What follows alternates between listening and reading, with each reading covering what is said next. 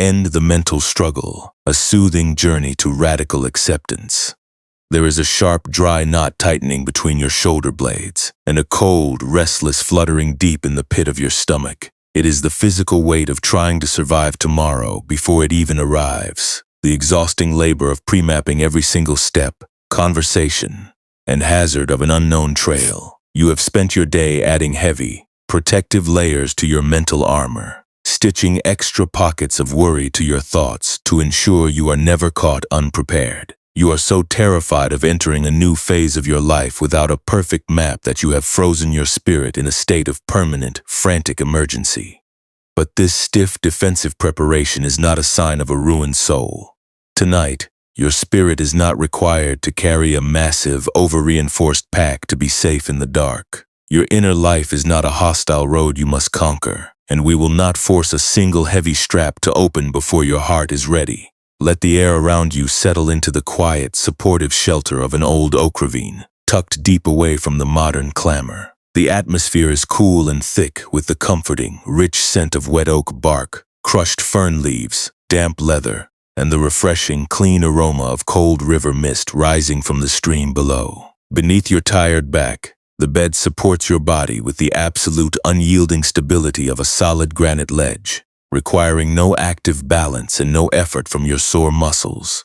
The frantic comparative noise of your long-term planning is fading away into the deep woods, dissolving into the steady, quiet rustle of the summer leaves as they welcome the night. In this shadowy, cool ravine, you are fully permitted to let your shoulders drop, without any obligation to carry the entire weight of your future path on your back. It is a quiet, painful paradox of our minds that the more we try to prepare for every possible disaster, the more stiff, suffocated, and exhausted our actual journey becomes. We believe that if we can just pre-plan every conversation, research every outcome, and reinforce our defenses, we will finally be safe from the pain of uncertainty. We treat our chronic overthinking as a necessary shield, packing our mental leather bags so full of extra tools, iron studs, and heavy reinforcements that we can no longer lift the sack to walk. But ancient Buddhist wisdom offers a surprising, liberating truth about this protective load. Your true being is not a fragile traveler that will shatter under the first cold wind of a new season. Your essence is fundamentally interconnected, meaning you are already supported by the wider stream of life, and you do not have to carry the entire road on your shoulders to survive the crossing. Dear friend, right now, maybe you have felt this quiet, heavy exhaustion too, this constant, weary labor of trying to make yourself completely invulnerable before you begin. You might find yourself researching a simple decision for 3 hours before you choose, playing out a difficult conversation in your head 20 times before you speak, or refusing to start a new project because you cannot see the end of the path clearly. Perhaps you have spent your years stitching extra heavy seams onto your daily routine, terrified that if you leave a single pocket open to the unknown, you will be caught unprepared and cast aside. When we live in this constant state of defensive preparation, we are like a porter who carries 100 spare ropes and heavy iron weights into a mountain pass. We wear our own inner fibers down to a thread, sacrificing our natural flexibility just to maintain a safe, rigid control over a world that is constantly changing. Tonight, let the physical weight of your bones sink fully into the quiet granite of this ravine, letting go of the constant pressure to pre-map your entire life. There is no requirement for you to find the right path through the woods before the morning arrives, and you do not have to prove that you have planned for every storm to deserve a peaceful mind. If it feels right, you might allow your focus to rest on the gentle, slow expansion of your ribcage as it meets the quiet air of the room. Imagine letting the heavy leather straps of your pack slide slowly from your shoulders, leaving the massive sack resting quietly on the cool ground beside you. You are safe enough in this dark earthen shelter to let your jaw relax, allowing your chest to widen and breathe without the heavy constriction of your daily armor. The sharp, dry knot in your shoulder blades is simply the physical record of all the hours you spent holding a heavy, rigid load of future planning. You can let that structural strain drop now, letting your collarbones soften, letting your fingers release their grip, and letting the tiny muscles around your eyes relax into the quiet dark. We are not asking you to suddenly feel completely certain about your future, and we are not demanding that you throw away your practical plans before you are ready to sleep. We are simply stepping together into a quiet, shadowed ravine where the mist is cool, the granite is strong, and your leather pack can remain completely empty and soft without any pressure to hold a single tool. You are permitted to let the seams of your mind relax exactly as they are, without any pressure to perform. When we look closely at our habit of over-preparation, we see how much tender, protective love is hidden behind our fear of being caught unprepared. We believe that if we never leave our paths unmapped, we can never be hurt by the unexpected. And if we keep our lives perfectly controlled, we can never experience the pain of failing. This constant vigilance keeps our back stiff and our stomach cold, making the body feel as though it must stand as a rigid wooden barrier in a storm. But your spirit was never designed to be an armored vault kept under constant guard. Your heart is like a light, flexible hemp net, designed by nature to float effortlessly with the current of life, letting the wild waters of experience pass through your spaces without leaving a single permanent tear. Let the physical weight of your limbs sink fully into the quiet stone beneath your hips, letting each joint drop its protective duty, one small area at a time. Your lungs can open, your stomach can soften without any restriction, and your breath can move like a slow, quiet mist that has no need to pre-map its path through the oak trees. You do not have to solve the puzzle of your future tonight, and you do not have to sew a single extra pocket of safety onto your life before the morning arrives. For now, it is entirely enough to be a simple, light presence resting in a dark room, completely free from the pressure to prepare. In the next part of our journey, we will travel to a quiet river crossing where a young messenger learned the true, freeing power of letting his heavy pack go, letting the cool current do the work. Let your mind wander quietly now, leaving the immediate landscape of your bed and entering a place where the mountain paths are ancient and unhurried.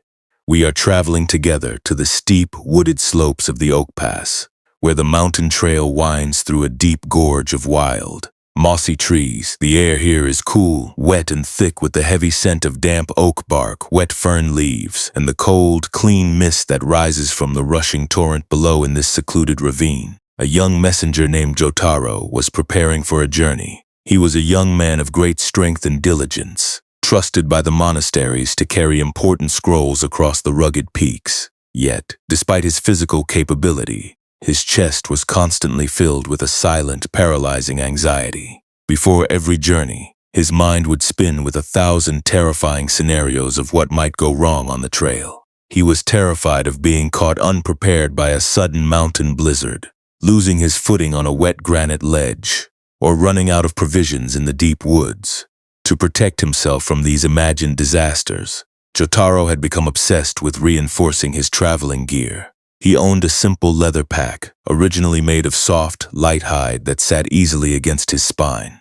But over many months, Jotaro had stitched extra layers of thick cowhide onto the bottom of the bag to prevent it from tearing on the rocks. He had added heavy iron studs to the corners, sewn 4 extra protective pockets onto the sides, and bound the straps with thick, double-braided hemp cords. He believed that this heavy, reinforced pack was his only shield against the dangerous unpredictability of the wilderness. On the evening before his crossing, Jotaro sat in the dim light of his shelter, his hands trembling as he packed his bag. He packed 3 spare pairs of heavy straw sandals, several coiled hemp ropes, metal climbing spikes, 3 stone inkstones, and several heavy guidebooks detailing every known path over the pass.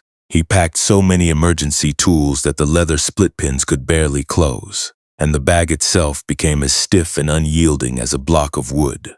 When he lifted the pack onto his shoulders, the heavy, rigid straps bit deep into his muscles, creating a sharp, burning knot between his shoulder blades. His breathing became shallow, and his stomach felt cold and tight.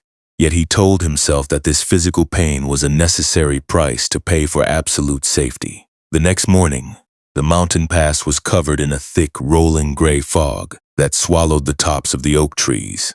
The summer rains had been heavy, and as Jotaro approached the high gorge, he could hear the deep, thunderous roar of the river below. The path led directly to a wide, rapid crossing where the river water churned in a wild, foaming current over sharp granite boulders. There was no bridge here, only a simple cedar raft tied to a thick guide rope that stretched across the rushing water. Beside the raft sat an old, weathered ferryman named Brother Renji. Renji was a man of immense, quiet patience, his skin darkened by the mountain sun, and his simple linen robe smelling of river water and dried oak moss. He sat quietly on a smooth stone, watching the young messenger approach. Jotaro stopped at the edge of the bank, his whole body locked in a rigid, defensive posture under the massive weight of his pack.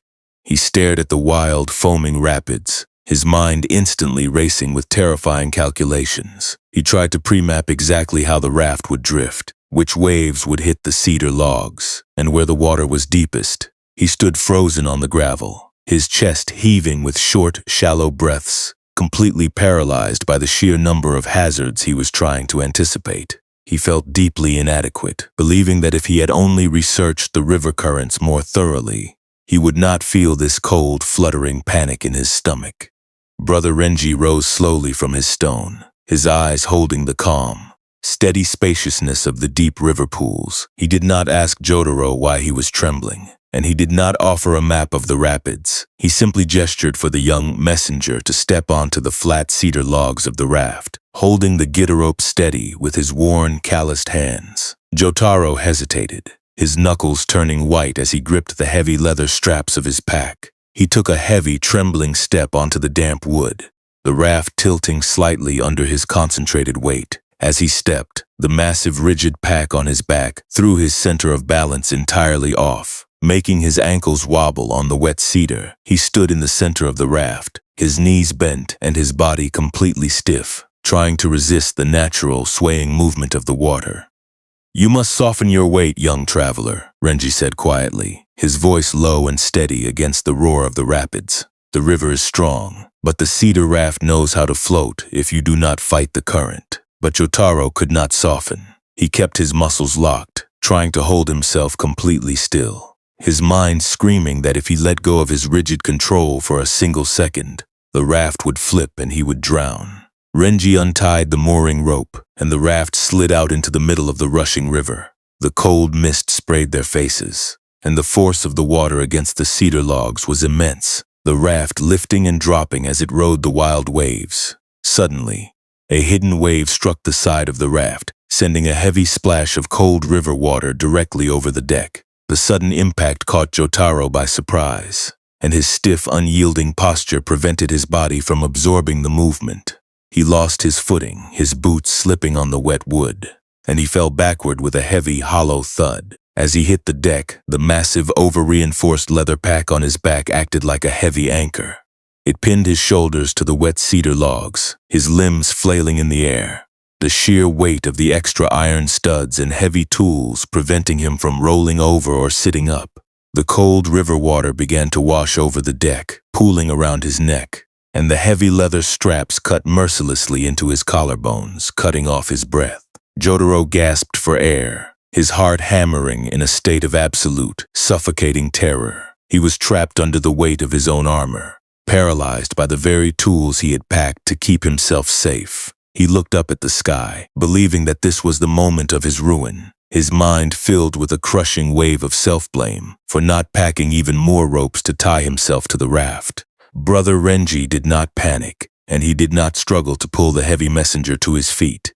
He stepped calmly across the wet logs, his movements light, unhurried, and perfectly balanced with the swaying of the raft. He reached into his simple sash and pulled out a small, curved horn knife, normally used for cutting hemp guide ropes. He knelt beside the trembling young man, his face completely peaceful against the roaring spray. Without a word, Renji slid the cold blade of the knife directly under the thick, reinforced shoulder straps of Jotaro's pack. With two swift, gentle cuts, the heavy, double-braided hemp cords snapped, the stiff leather bindings split apart, and the massive, over-reinforced pack slid instantly off Jotaro's shoulders, tumbling over the edge of the raft and sinking like a stone into the deep, churning river below. The moment the heavy pack vanished into the water, a profound, shocking wave of physical relief washed through Jotaro's chest. His lungs instantly expanded, taking in a deep, cool breath of the river mist. Without the heavy, rigid weight pinning him down,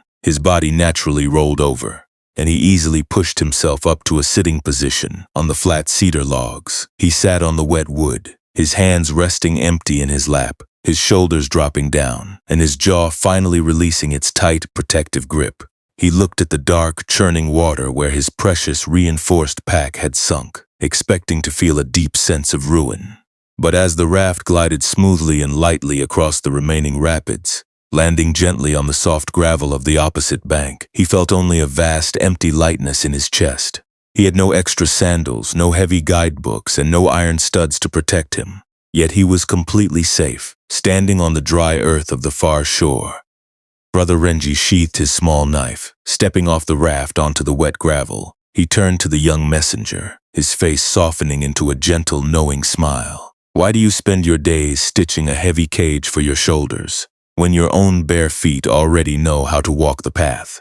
Renji asked quietly, his voice blending with the rustle of the oak leaves. A deep wave of emotional recognition washed through Jotaro's chest, the sharp, dry knot between his shoulder blades finally dissolving into the cool river air. He looked down at his empty hands, seeing how light, flexible, and free his body felt without the constant, exhausting burden of his protective armor.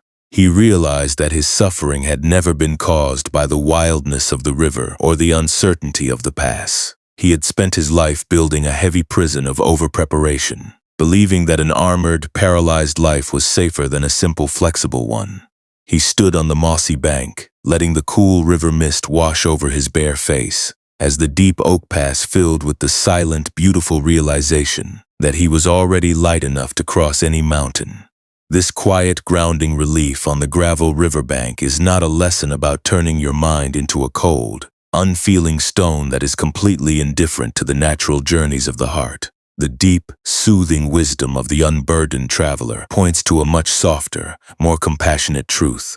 It shows us that our deepest, most exhausting suffering does not rise from the simple, raw difficulties that life naturally brings to our door.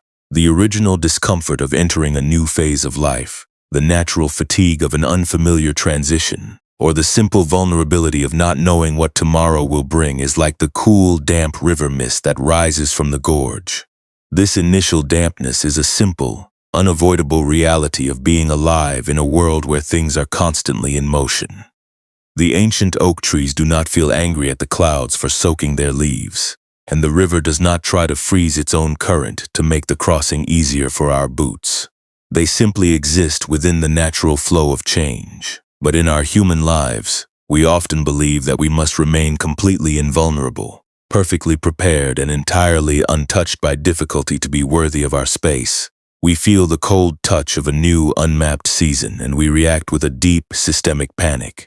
We do not just feel the natural hesitation of our journey. We begin to tell ourselves stories about our unpreparedness, believing that our lack of a perfect plan is a dangerous flaw that will lead to our ultimate ruin. This secondary reaction is where our true suffering is born, as we stitch thick, defensive layers of mental armor over our thoughts, trying to force our unique path into a rigid, predictable cage. Our true weariness begins when we try to protect our sensitive heart through sheer mental labor. We tell ourselves that if we can just research a little more, play out every future conversation in our head, and reinforce our defenses, we can keep our world completely safe. We turn our thoughts into a rigid, crowded inventory of emergency tools. We lock our attention onto the potential hazards of tomorrow, trying to maintain a perfect, flawless control over things we cannot see. This frantic desire to secure our safety before we step is what we call attachment. It is the desperate, white-knuckled need to keep our emotional boundaries tightly bound. But this forced preparation does not actually preserve our strength. It only creates a suffocating, painful pressure that wears our own inner fibers down, leaving us feeling heavy, trapped, and increasingly stagnant. Consider the immense physical effort it takes to carry a massive, over-reinforced leather pack while trying to stand completely stiff on a swaying cedar raft. Your knees must remain constantly locked, your back must remain arched in pain, and your whole body must freeze in a rigid posture of frantic resistance. This is exactly what we do to our spirits when we refuse to let our life move at its own natural, unmapped pace. We spend our days and our nights holding the heavy weight of our future scenarios on our shoulders, terrified that if we let our guard drop for a single second, we will be ruined by the current. We turn our very identity into that of a burdened porter, watching the path ahead with a hypervigilant eye, constantly measuring our safety by how much armor we can carry. This constant comparative vigilance is what we call suffering. It is not the presence of the wild, shifting river, but the exhausting struggle to pretend we do not have to rely on the current to carry us. We believe that if we can just stitch enough extra pockets of safety onto our routines, we can build a life that is entirely free from the slow, messy reality of change. But there is no pack in the world that can hold enough tools to prevent the wind from blowing. And the more we try to force our lives into a rigid, prepared pattern, the more we isolate our spirit from the natural, healing currents of our own truth. We become like Jotaro's heavy leather pack, stiff on the outside and narrow on the inside, because we have cut ourselves off from the circulating, spacious air of our own unmapped journey. This gentle understanding completely redefines what it means to heal. True healing is not about becoming a perfectly prepared traveler who can never be caught in a storm. It is the willing softness of the light, empty leather pouch. The soft hide does not fight the river water. It lets the dampness wash over its surface, remaining completely flexible and integrated with the quiet night around it. It does not pretend the current is not strong. It simply refuses to hold on to the heavy iron studs of the past, letting the water move with a quiet, swaying rhythm that carries no resistance and leaves no raw wounds behind. By allowing your boundaries to become soft and porous tonight, you are not making yourself weak. You are simply letting the heavy, trapped heat of your over-preparation circulate and clear. When we translate the ancient teachings of awareness into our daily emotional life, we see that it is simply the practice of unbinding. It is the quiet willingness to let our thoughts rise and fall without trying to sew them into permanent, rigid structures. We stop treating our natural uncertainty as a dangerous defect that must be instantly corrected through intense self-criticism. We learn to sit quietly on the granite stone of our own chest, watching the gray fog of our anxiety drift through our branches without trying to force it into a pre-mapped track. This soft, receptive attention is what the sages call compassion. It is the gentle space we offer to our own tired shoulders, letting the weariness exist without trying to fix it through shame. You do not have to become a perfectly decorated guide tonight, and you do not have to carry your heavy armor into your dreams. The protective habits you have built over the years were created out of a very deep, tender love for your own survival. They were built by a part of you that was simply trying to navigate a season of intense pressure and cold self-doubt. We can honor that defensive guard without letting it run our lives forever. We can gently tell ourselves that the river is not an enemy, and that the ground is finally safe enough for us to loosen our grip. We can let the heavy leather straps slide from our shoulders, allowing the wide, empty space of our spirit to catch the cool night breeze. Imagine the immense relief of letting your back and your stomach soften, dropping the heavy weight of your self-protection. You do not have to prove that you are completely healed or perfectly prepared before you are allowed to sleep. You are permitted to let your boundaries be soft, letting your current exhaustion meet the quiet, misty air of this room. The darkness outside your window does not demand that you explain your unmapped paths. The night is already holding your tired frame, accepting your raw, unglazed reality without asking for a single word of justification. Let your breathing remain slow and natural, letting the soft tide of the air carry away the heavy, trapped heat of your comparison. As you rest here in the quiet safety of your room, let the realization settle into your heart that you are not separate from the wider world. The heavy packs you have tried so hard to stitch are just temporary structures, made of simple hide and thread that will eventually return to the quiet forest floor.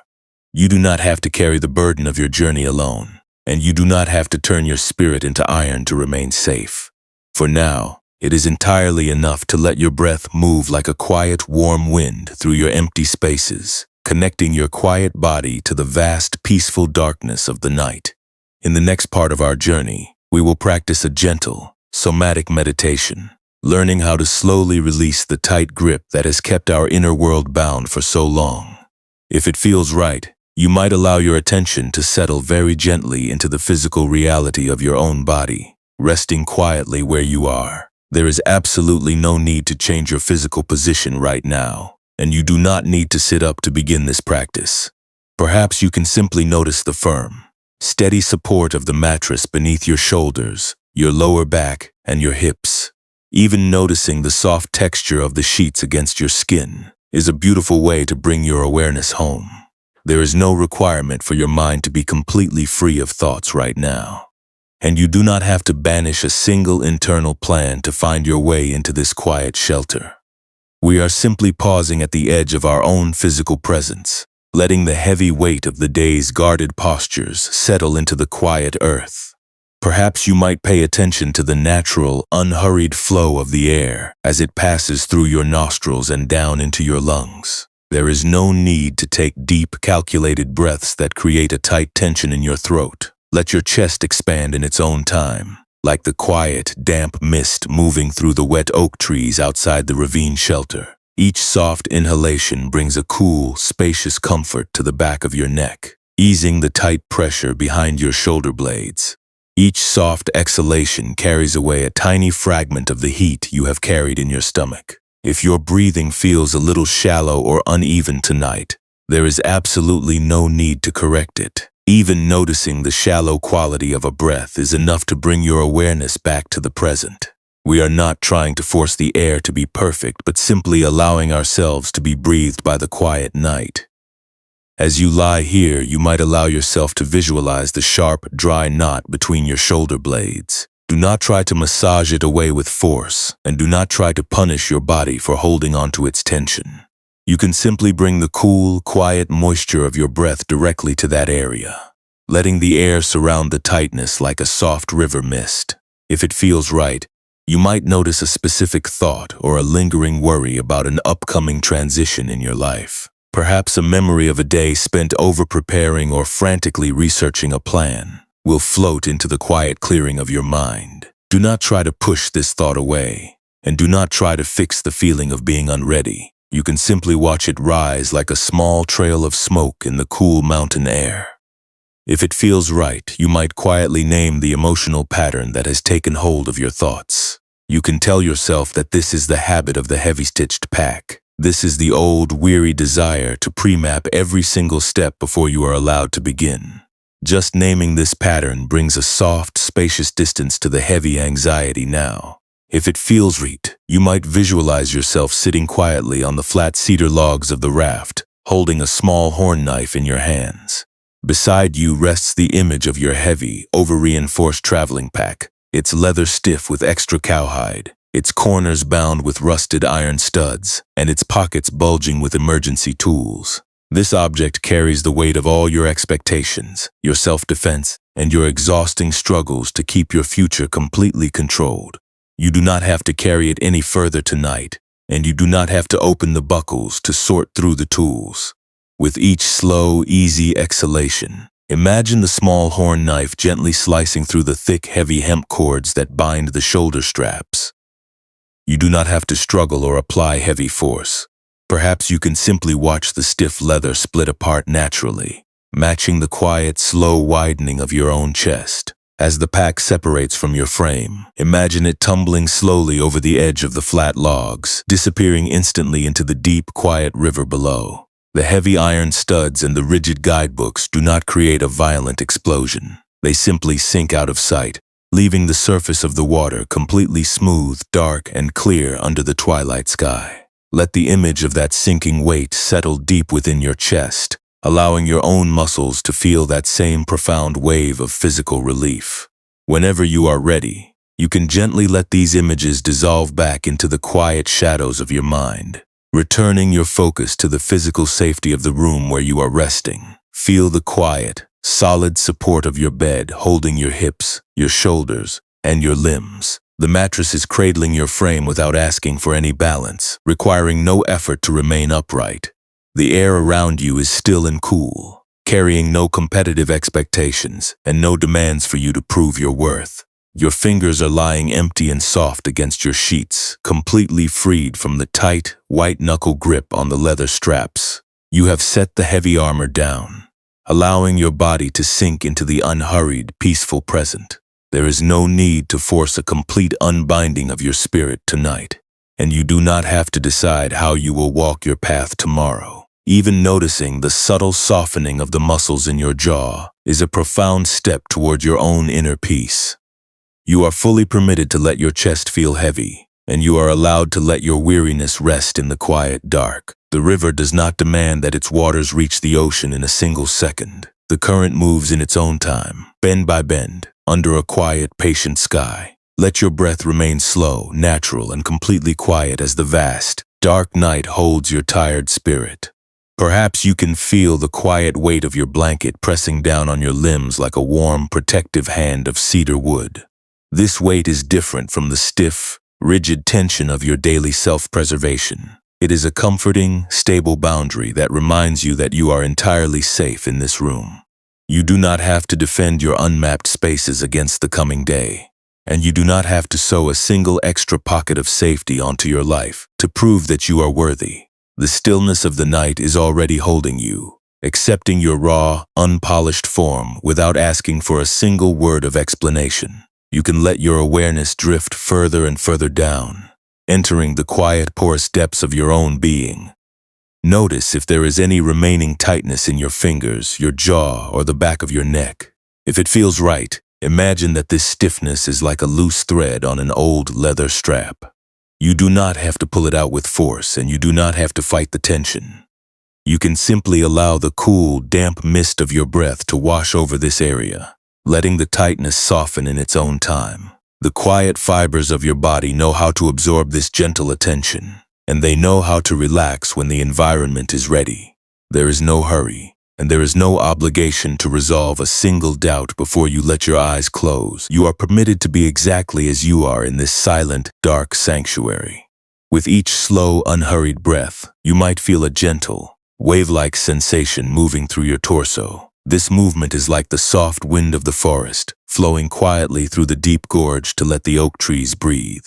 It is a slow, rhythmic current of life that moves without any assistance from your active thoughts. You do not have to steer this flow, and you do not have to worry about where your path is heading. You are safe enough to trust the quiet, uncarved stone of your life tonight, allowing your thoughts to drift like loose leaves on the riverbank. The air is cool, the world is quiet, and you are permitted to rest. Let the quiet silence of the room absorb the last, faint vibrations of your future planning. There are no expectations to satisfy in this dim sanctuary, and there are no judges to please before the morning arrives. The future is still resting under a blanket of quiet, cool mist, and the past has already dissolved into the damp forest floor. You are here in this very second, a simple breathing presence that has survived the heaviest currents of the year. Let your eyelids become heavy, letting your spirit sink into the vast, protective dark of the night, knowing that your unarmored soul is completely safe to rest. Let the cool mountain mist carry your awareness even further along the rushing water, entering a rocky mountain plateau where the river flows wide and dark between ancient gray boulders. The air here is thin, sharp, and fragrant, with the clean scent of crushed fern leaves, wet moss, and the herbal bitterness of wild mountain mint growing near the gravel. In this high river country, a young net maker named Yuki lived in a small timber shelter built above the rapid currents. Yuki was a craftsman of extraordinary precision, her hands nimble and her eye for patterns completely flawless. Yet her mind was constantly plagued by a restless, burning vigilance. She was tasked with weaving the large hemp fishing nets that supplied the mountain village with food during the autumn seasons. To Yuki, this net weaving was not a simple craft, but a terrifying measurement of her own survival. She believed that if a single knot was uneven, or if the weave showed the slightest trace of looseness, the river rocks would instantly tear the net, leaving the village to starve and proving her ultimate inadequacy. This deep fear of uncertainty turned her work into an exhausting, white-knuckled ordeal. Every afternoon, as the raw hemp cords lay drying on the wooden racks, she would stare at the open spaces of the grid, her stomach tightening with a cold, fluttering panic. She She became obsessed with reinforcing every single square of the net. She began to boil thick, dark pine pitch in an iron pot, painting the heavy resin over every individual knot to lock the fibers in place. She stitched extra double-ply hemp borders around the edges, adding heavy stone weights to the bottom rim to force the net to drop instantly to the riverbed. She worked until her fingers were raw, cracked, and stained black with the dense, sticky tar. She believed that this rigid, heavy netting was the only way to conquer the wild movements of the water. But because the net was so heavily coated in pitch, the fibers became completely stiff, brittle, and narrow. The net could no longer stretch or adapt to the current. Whenever she cast it into the rapids, the rigid frame would slam against the granite rocks, catching the sharp edges and tearing wide holes across the center. The elder of the river plateau was an old herbalist named Sister Kayo, who spent her days gathering wild mint leaves along the rocky banks. Kayo was a woman of immense unhurried presence, her faded blue cotton robes smelling of damp earth and river water, her eyes holding the calm, steady spaciousness of the deep pools. She did not weave nets, and she did not lecture the young woman on the nature of control. She simply sat on a dry cedar log near the rapids, her weathered fingers separating the green leaves with a slow, rhythmic patience that matched the flow of the water. She had watched Yuki paint her nets with pitch day after day, noting the sharp knot of tension between the young woman's shoulder blades and the dry, locked stiffness in her throat. On a cold, misty evening, when the autumn wind was howling through the oak gorge, a massive school of silver mountain fish arrived in the rapid currents. The village desperately needed the catch, and Yuki knew she could no longer hide her work inside the timber shelter. She stood on the slippery granite ledge above the churning water, her body locked in a rigid, defensive posture under the heavy weight of her reinforced net. The net felt as stiff as a wooden board in her arms, the iron-like pitch making the bundle narrow and impossibly dense.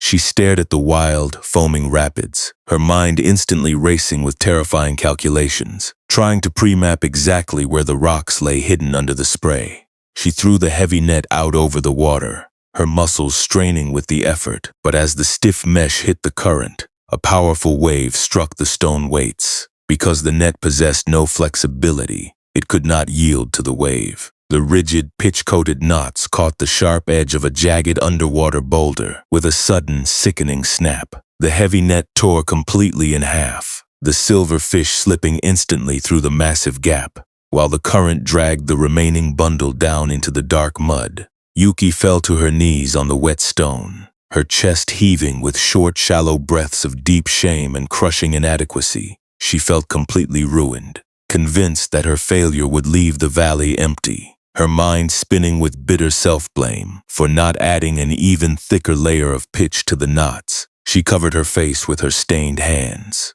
waiting for the elder to dismiss her from the riverbank. Sister Kayo did not scold the weeping netmaker, and she did not try to help her pull the ruined tar bundle from the mud. She rose slowly from her cedar log, her bare feet moving lightly and securely over the slippery granite stones. She walked to the edge of the bank, reached down into her basket, and pulled out a single thin strand of raw, unspun hemp thread. The thread was completely loose, unpitched and light, carrying no weights and no protective coatings.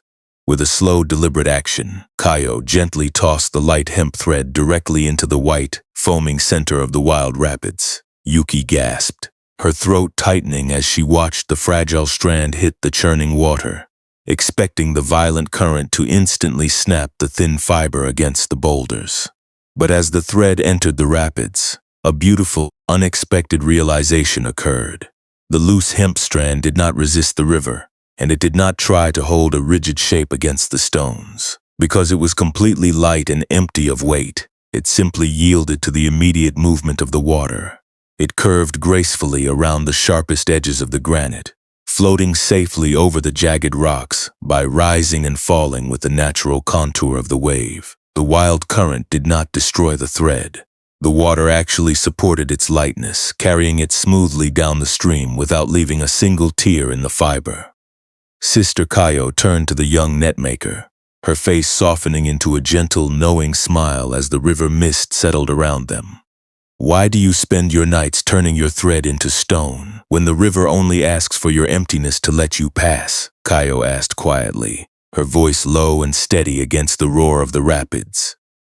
A sudden profound wave of subtle transformation washed through Yuki's chest, the sharp knot between her shoulder blades finally dissolving into the cool river air. She looked at the loose thread floating safely in the distance, seeing how beautifully its flexibility survived the very rocks she had spent her days trying so frantically to conquer. She realized for the first time that her intense suffering had never been caused by the wildness of the water or the uncertainty of the catch. She had been treating every anxious thought of disaster as an absolute truth, building a heavy, brittle armor out of her own worry until her creations became too rigid to live in the real world. She saw that her strength lived not in the thickness of the pitch, but in the soft, open flexibility of the weave. She did not become a magically perfect master in that single hour, and the memory of her torn net still carried a quiet ache behind her ribs. But as the twilight settled over the plateau, she made one small, quiet shift in her discipline. She sat down on the dry cedar log, took a slow, unhurried breath before reacting, and quietly set the pot of dark pine pitch down into the gravel, leaving her next net completely loose, unweighted, and open to the flow of the stream. If you are willing, let the quiet, river mist stillness of the plateau settle even deeper into your chest, finding that hidden corner where your oldest habits of over-preparation are kept. This internal space is not a place that must be perfectly clean or cleared of every difficult memory before you are permitted to sleep. When we look closely at our quiet habits of overthinking, we can feel the immense, silent weight of self-judgment that keeps our body locked in a permanent, protective stance. We look at the uncertainty of tomorrow, and we treat our own raw, unmapped moments as a dangerous threat that must be instantly covered up with a rigid, forced plan. We use shame to punish our own honest hesitation, believing that if we are only harsh enough with our doubts, we can force our lives to look perfectly solid and secure. This is the hidden, painful cycle of our daily suffering, a pattern of inner resistance that turns our natural sensitivity into a heavy, exhausting cage. We spend our evenings replaying our past conversations, tracing every tiny verbal slip in our minds, and wishing we could reach back into the dark to erase every imperfect word we have ever spoken. We look ahead into the future, trying to calculate every reaction so we can prevent ourselves from ever experiencing the cold sting of another person's disappointment. We seek the constant reassurance of external approval, hoping that if someone else declares our path to be correct, we can finally stop the cold, fluttering panic in our stomach. We become so consumed by the fear of making a wrong move that we freeze, turning our very hesitation into a heavy identity, defining ourselves as someone who is permanently unready, falling behind, and unfit for the journey. But deep, compassionate Buddhist wisdom offers a beautiful, comforting distinction between the simple, unavoidable difficulties that life naturally brings and the extra, exhausting suffering we create through our own resistance. The world will always present us with raw situations, unexpected changes, and the genuine, painful reality of feeling lost when our minds are tired. This is the first kind of pain, a natural, necessary part of being alive in a world that is constantly in motion. It is like the cold mountain wind that naturally sweeps across the rocky river plateau, dampening the gravel and making the grass sway. We cannot stop the wind from blowing, and we cannot prevent our journey from occasionally crossing an unfamiliar path. This initial weathering is not a personal failure, and it is not a sign that your life is ruined. It is simply the natural landscape of a heart that is soft enough to belong to the earth. To understand how we multiply this pain, imagine a single, flexible hemp cord that has fallen from a net onto the wet gravel of the riverbank. The river water naturally flows over the cord, soaking the fibers and shifting its position on the rocks. If the thread remains loose and unweighted, it simply yields to the movement of the wave, curving smoothly around the sharp granite stones and drying naturally when the wind shifts. This is the natural flow of the elements, a quiet process that carries no friction and leaves no permanent damage. But if the net maker becomes so terrified of the water's movement that they try to keep the thread from ever bending, they might coat the delicate fiber in a thick, heavy layer of hard, unyielding pine pitch. This hard, non-porous pitch creates a tight, unnatural boundary that locks the thread in a permanent, rigid shape. The natural moisture inside the fiber cannot escape. The hidden core becomes dry and brittle, and the heavy coating prevents the thread from ever moving with the wave. The very next time the river current swells, the rigid, heavy fiber cannot yield to the force of the water. It slams violently against the sharp edges of the granite, snapping instantly into pieces under the pressure of its own internal resistance. This total destruction of the fiber was not caused by the wildness of the mountain river. The ruin was created entirely by the maker's frantic, desperate struggle to force a naturally flexible strand to remain as rigid and unyielding as stone while it was still floating in the middle of the rapid stream. In the very same way, our deepest emotional suffering does not rise from our raw, unmapped situations, but from the hard, defensive layers of overpreparation we use to cover them.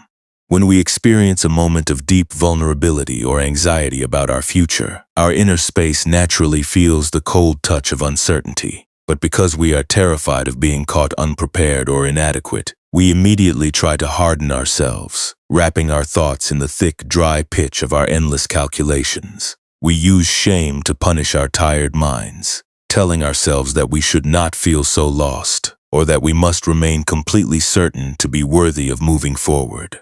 This rapid, defensive tightening is what keeps our inner world in a state of permanent, painful restriction, preventing the natural flexibility of our spirit from ever adapting to the trail. True peace does not arrive because you have successfully turned your life into a rigid, heavily armored pack that can never be caught in a storm. True peace is found when you radically change your relationship with your own internal uncertainty, learning to let your loose, unweighted thoughts float with the current of life without any fear of ruin. Instead of wrapping your raw, aching shoulder blades in the thick, heavy plaster of your self-criticism, you can learn to let your empty spaces be cleared by the quiet, spacious warmth of gentle awareness. This quiet, non-judgmental presence acts as a natural, flexible opening for your spirit, allowing the natural movements of your transition to pass slowly, evenly, and without creating a single drop of friction in your mind. When we practice this soft, receptive presence, we stop treating our existing physical limits as a source of personal shame. We begin to understand that our hesitation, our unmapped paths, and our changing strength are not signs of a failed design, but simply the beautiful, honest textures where the oil of compassion can finally take root. You do not have to hide your unpolished thoughts behind a thick, heavy mask of absolute certainty, and you do not have to prove that you have planned for every disaster to deserve a place on the raft. Like the loose, unpitched hemp threads of the net, your spirit is fully capable of surviving the wildest currents, provided you allow it to remain flexible without any protective weight. By offering yourself this quiet clearing tonight, you are letting the hard, rigid edges of your defenses soften back into the warm earth. Let the physical weight of your bones sink fully into the quiet space of this bed, letting go of the constant, weary struggle to map out your future. The air in your room is still, cool, and peaceful, free from the heavy demands of the daytime world where you must always appear decisive, prepared, and strong. You do not have to be the unyielding guide of your journey tonight, and you do not have to decide how you will cross the river tomorrow. You are fully allowed to be an empty, unarmored space resting in the dark, letting the quiet warmth of your own breathing heal the deep, invisible fractures of your day. The universe is entirely capable of holding the crossroads without your active help, and you are completely safe to let your tired head rest in the vast, unhurried dark. As you continue to drift closer to the edge of sleep, let the realization settle into your chest that you have never been truly separate from the elements of the world. The heavy cages you built in your mind to isolate yourself from the risk of making mistakes are just temporary structures, made of simple hide and thread that will eventually return to the damp forest floor. You do not have to survive the fog alone, and you do not have to turn your spirit into iron to remain secure. For now, it is entirely enough to let your breath move like a quiet, warm draft, connecting the quiet clay of your chest to the vast, peaceful darkness of the night. In the next part of our journey, we will explore how we can carry this soft, radiant warmth into the busy, challenging moments of our modern daily lives. This unpitched wisdom of the empty leather pack and the loose floating hemp strand is not meant to remain hidden in a mountain gorge of mossy trees. It is designed to find its way directly into the busy, cluttered rooms of your modern daily existence. We do not spend our winter mornings cutting heavy leather hide from the bench, and we do not carry hand-woven fishing nets down the gravel paths of the river plateau. Yet we live with the exact same freezing tension whenever we sit in the dim light of our bedrooms, staring at the small, glowing screen of our phone. We wait for a specific text message to arrive, checking the glass surface over and over again with a quiet, suffocating panic in our chest. We are hoping that a single word from another person will act as a sudden, heavy buckle to pin our worth down, giving us permission to feel safe. In these anxious moments, we are behaving exactly like a frantic traveler. We are trying to force a permanent, rigid certainty onto a trail that is naturally moving, changing, and uncarved. We carry this rigid, defensive posture when we walk through our busy days, wearing a bright, pleasant smile while carrying a heavy, cold mass of unshed fatigue deep within our chest. We pretend to be completely fine, convincing ourselves that our raw, unmapped thoughts are a dangerous defect we must hide from the world. We look at the achievements of those around us, comparing our quiet, unwritten season to the loud, vibrant drawings of their visible success. We tell ourselves that we have fallen behind, that we should be more productive, and that our pack should be filled with every possible tool by now. This constant, painful comparison is like trying to coat our delicate threads in thick, heavy layers of pitch. We are trying to force our unique, flexible spirit to live inside a rigid shell of absolute correctness, even if the heavy weight of that defense suffocates our capacity to breathe. When the evening comes, we carry this exhausting weight into our beds, lying awake for hours while our minds replay a minor mistake we made during the day. We examine each word we spoke, wishing we could reach back into the dark to slice away every imperfect chord of our conversation. This endless spinning replay is not a helpful way to navigate the woods, but rather a cold, relentless wind of self-criticism that freezes our sensitive spirit.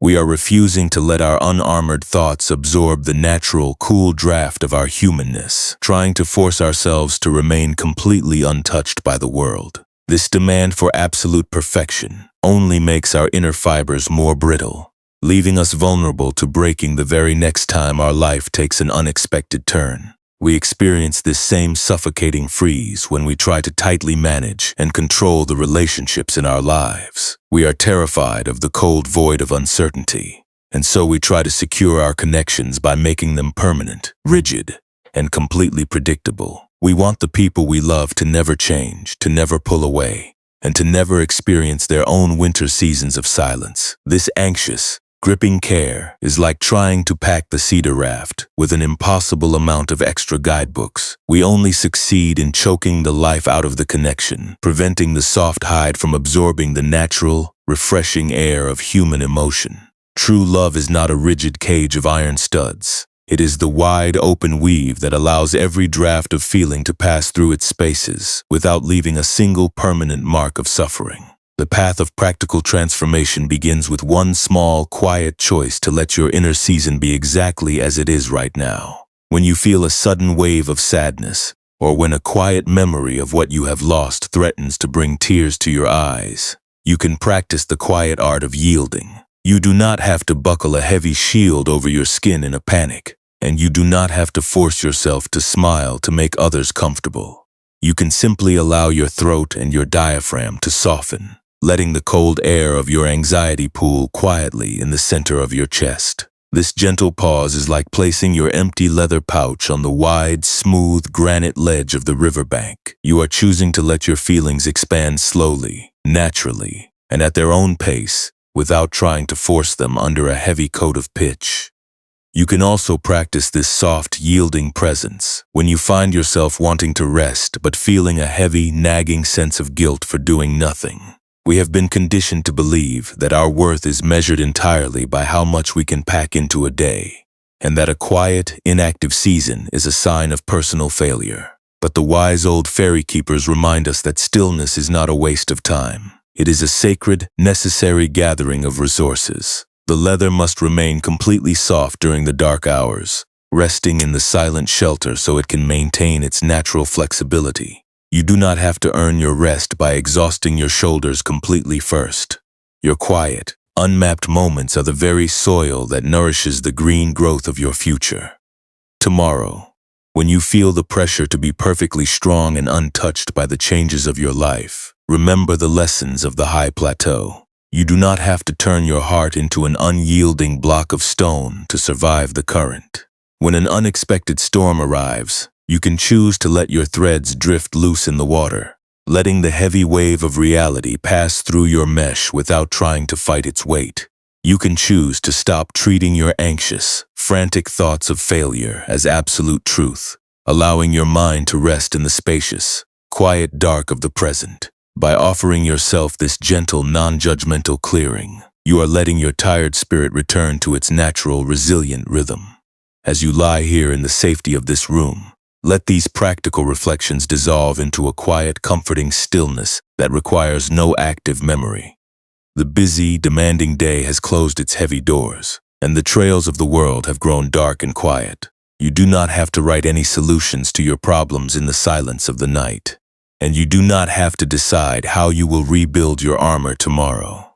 Your empty hands are resting softly on the sheets, completely freed from the constant, weary struggle to manage your own life. You are permitted to be exactly as you are, a quiet, feeling human being who is safe enough to let the current do its silent, necessary work. The wild oak trees outside your window are resting under a peaceful, dark sky, their green leaves bowing gracefully under the gentle pressure of the night wind. They do not worry about when the spring will arrive, and they do not feel guilty for letting their roots sleep in the mist. They simply trust the deep, unmoving granite to carry them through the darkness, allowing their bark to soften in the quiet damp below. You can rest in the very same way tonight, letting your body become heavy, and letting your breath move like a quiet, warm thaw through the stiffest places of your neck. Let the deep, uninterrupted silence claim your mind now, carrying you into a dreamless, beautiful, and restorative rest. Let your focus drift further and further away from the active world of comparison, allowing your thoughts to dissolve like loose hemp fibers in the cool mountain water. You have set down the heavy, stiff straps of your expectations, and you have fully earned the right to simply exist without a map. The unmapped surface of your life is wide open and completely safe, holding the weight of your journey without a single drop of friction. You are permitted to let your water rest, letting your breath move like a slow, quiet mist through the quiet spaces of your heart. Sleep is opening its wide, velvety clearing around you, inviting your consciousness to melt into the deep, weightless dark of the night. Technical line. Delivery Part 8 of 8. The deep gorge of the old oak trees has now pulled its quiet, dark mantle completely over the rocky river plateau. Every demanding trail of the active day has dissolved into the damp forest floor, leaving you entirely alone with the slow, effortless movement of your own chest. The small, quiet shelter of your room has grown wonderfully still, its air smelling of wet granite, damp fern leaves, and the clean, light fragrance of the wild mountain mint. You do not have to hold your shoulders in a tight, protective posture tonight. You do not have to watch your thoughts for any sign of a hidden knot in the cord. The heavy leather straps of your calculations and the frantic tight grip of your over-preparation have been set down. This is not because you have lost your way, but because you no longer need to force your life into a rigid, pre-mapped trail. Let your back, your spine, and the back of your head sink deeply into the soft, supporting linen. You are allowed to let the empty leather pouch of your mind become heavy, flat, and completely still on the quiet ground. Your breathing has found a slow, almost imperceptible rhythm. It is a soft, cool draft that requires no conscious guidance or effort from your analytical thoughts. With each quiet exhalation, the residual stiffness from the hours of keeping yourself armored simply drifts away. It leaves you light, spacious, and completely at peace. The small muscles around your eyes have smoothed, your jaw rests loosely, and your fingers are lying empty and soft against your sheets. You are no longer the messenger trying to reinforce your traveling pack. and you are no longer the netmaker trying to boil thick pine pitch to lock your threads in place. You are simply this quiet, breathing presence, settling deeply into the centers of your own bones. The ancient stories of the unburdened traveler and the loose, floating hemp strand are quietly sinking into the background of your mind. They are turning into a wordless comfort that needs no further explanation. You can feel the profound, healing relief of knowing that your life was never meant to be a stiff, impermeable sheet of iron studs. The water in the mountain river is resting quietly under the soft gray blanket of the evening fog, its surface perfectly flat, unruffled, and reflecting only the dark sky. The damp mist continues to settle over the high oak trees, but the silent forest remains perfectly secure, breathing in harmony with the natural movement of the earth. Let your awareness drift away from the world of constant self-preservation, returning gently to the silent, ancient home that has always been waiting for you beneath your weariness. You have permission to leave every unfinished project and every unmapped path exactly as they are tonight, trusting that the stream knows how to support your form without your active help. The darkness around you is vast, gentle, and completely friendly, cradling your tired spirit in a sanctuary of absolute rest. There is nothing you need to resolve, nothing you need to calculate, and nothing you need to prove to the quiet space of this room. Sleep is opening its wide, velvety clearing around you, inviting your consciousness to melt into the deep, weightless dark. Your body feels beautifully heavy now, sinking softly into the mattress as if your clay were returning to the quiet, damp mountain from which it was dug. The constant, busy thoughts of the day have softened into a low, comforting murmur, a distant sound that can no longer touch your rest. You are safe to let the fire go out, letting the soft, wet fern leaves of your current moment blanket the active pathways of your mind. They can hold their peace without any effort from your fingers. The universe has taken over the work of protecting your life, allowing your mind to stop its constant vigilance and simply dissolve into the night. Let yourself glide deeper into this quiet pool of rest, feeling the soft texture of the silence as it settles over your temples. The air is still, clean, and cool, carrying no more demands, no more directions, and no more expectations to satisfy. You are completely nameless tonight, a simple, breathing presence resting in the vast, peaceful clearing of the world. Sleep is wrapping its soft, damp wool around your spirit, offering you a complete, beautiful, and uninterrupted sanctuary of rest. The soft, unweighted hide of your heart does not need to be reinforced to survive the dark night in the valley. It can lie flat on the cool granite stone, letting the damp moisture of the stream soften its fibers without any need to stay rigid. Your mind can remain completely empty of tools, letting the cool wind pass through its spaces, knowing that your natural flexibility is the very quality that keeps you safe. You do not have to sew a single extra pocket of worry to stay prepared for the coming light. You can let the natural current move against your skin, letting the cool water wash away the last lingering traces of your exhaustion. Let your eyelids become heavy, letting your spirit sink into the deep, quiet depths of your own being. There is no requirement for you to find the right answers to your life before the morning arrives, and you do not have to prove that you are completely unarmored to deserve a peaceful mind. You are here, in this very second, a simple, empty leather pouch resting in a dark room, completely free from the pressure to prepare. The darkness outside your window is holding your tired frame, accepting your uncarved path without asking for a single word of justification. Let your breathing remain slow, quiet, and perfectly natural as the vast dark night carries you into a deep, dreamless rest. What if the empty, unmapped spaces you have spent your entire life trying to pack with certainty are the very openings that allow the supportive current to float you safely over the rocks?